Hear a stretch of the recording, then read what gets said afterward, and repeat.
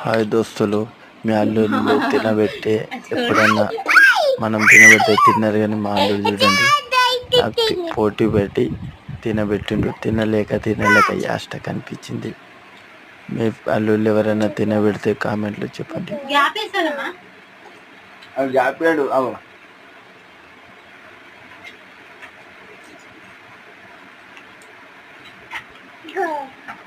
ఆగరా ఆగా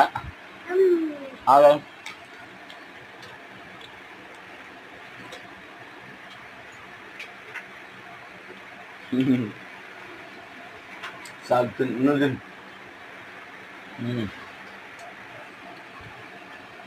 ఆరు మా